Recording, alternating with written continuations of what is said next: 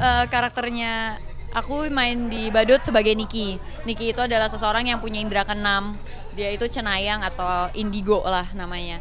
Jadi Niki itu seorang blogger bola dan dia itu berantem sama Daniel Topan. Dia berantem sama Donald lewat Twitter karena kita sama dia ngejek dia ngejek blog aku, terus aku nggak terima kalau blog aku diejek. Akhirnya aku berantem sama Daniel dan aku samperin dia ke rusun. Ternyata pas aku nyamperin dia ke tempat dia tinggal di rusun itu, aku ngelihat sesuatu di sana yang menurut aku adalah bahaya untuk mereka. Akhirnya aku warning ke mereka dan akhirnya aku bantuin mereka untuk memecahkan masalahnya. Oke, development prosesnya itu cukup sulit sih buat aku karena sebelum ini semua kerjaan aku tuh bisa dibilang tipikal karakternya. Jadi kalau cewek banget, kalau tomboy banget gitu. Tapi kalau Niki itu kan lebih ke goth.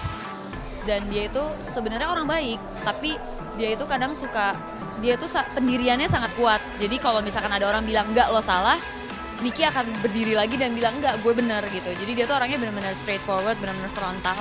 Nah itulah yang mempertemukan aku yang mempertemukan Niki sama Donald karena kefrontalannya si Niki itu. Nah developmentnya itu kita ada reading sekitar 20 hari. Nah selama reading itu ya aku sama kayak Om Roni kan, Om Roni tadi jelasin dia bikin riwayat. Aku juga bikin riwayat Niki. Kalau dia itu anak kuliah, dia tuh punya masalah sama orang tuanya tuh udah meninggal. Terus kayak dia sama kakaknya tinggal berdua. Dia tuh tough karena dia harus berusaha untuk hidup dengan kakaknya berdua aja, nggak ada orang tua kayak gitu. Jadi karakter developmentnya lebih ke aku bikin riwayat si Niki. Terus aku kembangin dari setiap scene, aku bikin penjelasan kenapa sih scene ini Niki ngomong ini, kenapa sih scene ini Niki ngelakuin ini gitu.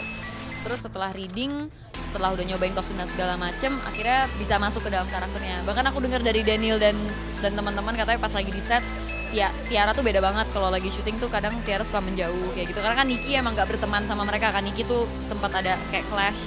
Dan itu Tiaranya beneran kayak lagi clash kalau lagi syuting kemarin. Mungkin yang aku pernah datang syuting di calling jam 6 sore, aku udah datang jam 6 sore, terus harusnya langsung take jam 7 tapi ada kendala, aku lupa kendalanya apa. Akhir-akhirnya tuh aku di take jam 1 malam dan itu adegannya hujan.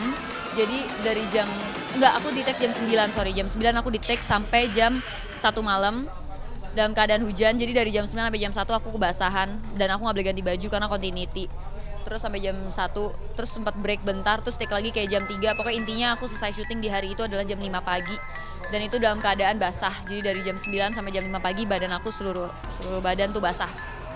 Paling berkesan. Mungkin dari kemarin setiap kali di interview orang-orang bilang, kenapa sih kok Tiara ngambil film horor? Film horor kan esek-esek. Itu kayaknya orang-orang itu nggak tahu kali ya. Kalau zaman sekarang film horor yang esek-esek tuh udah nggak ada, udah jarang banget gitu. Maksudnya ada lah, tapi masih bisa dihitung pakai jari.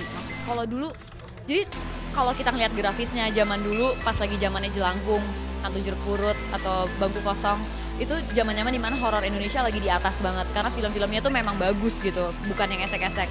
Tiba-tiba masuk ke zaman dimana film-film horor di Indonesia turun, berubah jadi esek-esek.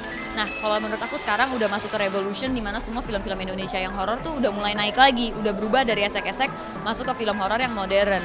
Ya aku bisa sebutin beberapa kayak Tuyul misalkan, itu nggak ada esek-eseknya.